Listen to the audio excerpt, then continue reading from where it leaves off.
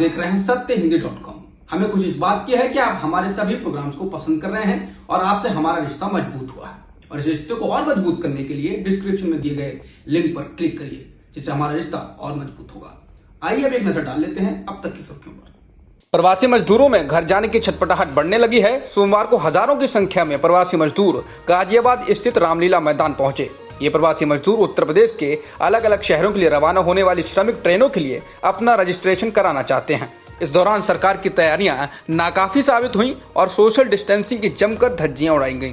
श्रमिक special train का वक्त बदले जाने से नाराज प्रवासी लोगों ने गुजरात के राजकोट में हंगामा किया। ये प्रवासी बिहार और उत्तर प्रदेश में अपने घर जाने का इंतजार कर रहे हैं। पुलिस के मुताबिक कुछ कारणों से ट्रेन के समय में बदलाव किया गया, जिससे कुछ श्रमिक भड़क गए। उन्होंने सड़क पर वाहनों में तोड़फोड़ की। इस मामले में अब तक 29 लोगों को गिरफ्तार किया गया है।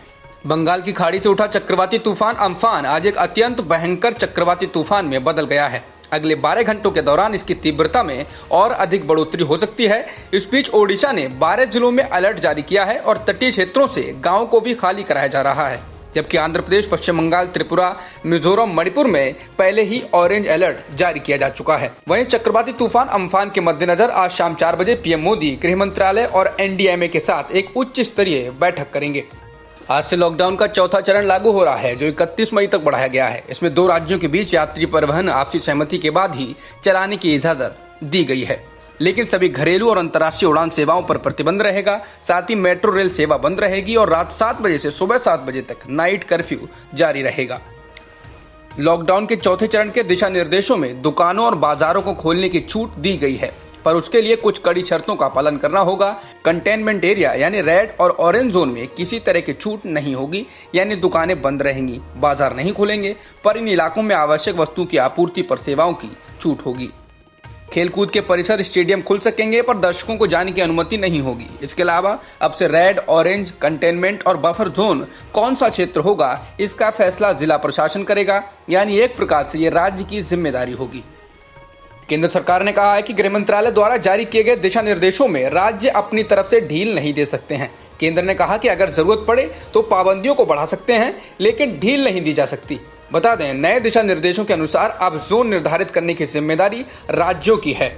लॉकडाउन के चौथे चरण में ई कॉमर्स कंपनियों द्वारा गैर जरूरी चीजों की डिलीवरी की इजाजत को अमेज़न ने स्वागत किया है। लॉकडाउन के चौथे चरण में ई कॉमर्स कंपनियां गैर जरूरी चीजों की डिलीवरी कर सकती हैं और इसका अमेज़न ने स्वागत किया है। अमेज़न ने कहा है कि इससे बाजार में 6 लाख खुदरा विक्रेताओं और एमएसएमईज को फायदा होगा, जो आर्थिक गतिविधियों को अधिक व्यापक रूप से पुनर्जीवित करने में मदद करेगा। देश में 24 घंटों में रिकॉर्ड 5,242 नए पॉजिटिव मामले सामने आए हैं, जिसके बाद पॉजिटिव मामलों की संख्या बढ़कर 96,169 हो गई है, जबकि मरने वालों का आंकड़ा 3,029 हो गया है। इसके अलावा 36,000 लोग ठीक भी हो चुके हैं। महाराष्ट्र में 24 घंटों में सबसे ज्यादा कोरोना संक्रमण के 2,347 मामले दर्ज किए गए, जबकि 63 लोगों की मौत हुई है।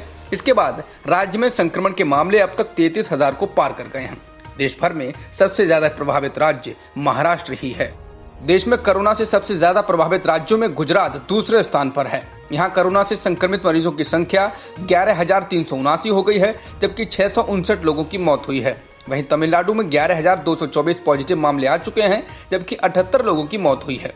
इसके अलावा दिल्ली में 10,054 लोग पॉजिटिव हो गए हैं और अब तक मरने वालों का आंकड़ा 160 हो गया है। राजस्थान में 140 नए कोरोना पॉजिटिव मामले आए हैं, जिसके बाद कुल संक्रमितों की संख्या 5,342 हो गई है और 133 लोगों की मौत हो गई है। वहीं 2,666 लोग ठीक भी हो चुके हैं। इसके अलावा बिहार में कोरोना के 6 नए मामले सामने आए हैं, जिसके बाद कुल संक्रमितों की संख्या 1,326 हो गई है। महाराष्ट्र में 1,273 पुलिस कर्मचारी कोरोना पॉजिटिव पाए गए हैं, जिसमें 131 अधिकारी शामिल हैं। इसके अलावा इनमें से 291 पुलिस कर्मचारी ठीक भी हो गए हैं और 11 कर्मचारियों की मौत भी हो चुकी है। उत्तर प्रदेश में आने वाले मजदूरों की संख्या में लगातार इजाफा हो रहा है और इसके साथ ही कोरोना के मामले भी बढ़ रहे हैं। अभी तक आए नतीजों के अनुसार यूपी में वापस लौट कर आए 414 मजदूरों में कोरोना के लक्षण पाए गए हैं। अब तक करीब 3.5 लाख मजदूरों का टेस्ट किया जा चुका है। वहीं राज्य में कुल संक्रमितों की संख्या 4,464 हो गई है। बॉलीवुड अभिनेता नवाजुद्दीन सिद्दीकी और उनके परिवार को 14 दिन के होम क्वारंटीन में रखा गया है। समाचार एजेंसी पीटीआई ने पुलिस के हवाले से लिखा है कि नवाजुद्दीन ईद मनाने के लिए मुंबई से पश्चिमी उत्तर प्रदेश में स्थित अपने गांव पहुंचे हैं। नवाजुद्दीन मूल रूप से मुजफ्फरनगर से सटे बुढ़ाना के रहने वाले हैं, इसलिए उन्हें उनके परिवार के साथ होम क्वारंटीन में रखा गया है। दुनिया में कोरोना वायरस से संक्रमित लोगों की संख्या बढ़कर 47,13,769 हो गई है, जबकि मरने वालों का आंकड़ा 3,15,187 हो गया है। विश्व स्वास्थ्य संगठन के लिए फैसले लेने वाली वर्ल्ड हेल्थ असेंबली की आज एक अहम बैठक होने वाली है। जेनेवा में होने वाली इस बैठक में विश्व स्वास्थ्य संगठन के सभी सदस्य देश शिरकत करते हैं। वहीं इस बार ताइवान को असेंबली में ऑब्जर्वर के तौर पर भूमिका निभाने पर चर्चा हो सकती है। कोरोना महामारी से लड़ने में ताइवान काफी हद तक सफल हुआ है। हालांकि एक देश के तौर पर ताइवान संगठन का सदस्य नहीं है। चीन ताइवान को अपना ही एक प्रांत मानता है। हालांकि दुनिया के करीब 15 देशों ने संगठन को चिट्ठी लिखी थी और ताइवान को चर्चा के एजेंडे में शामिल करने की गुजारिश की थी। बैठक में ताइवान को आमंत्रित नहीं किया गया है।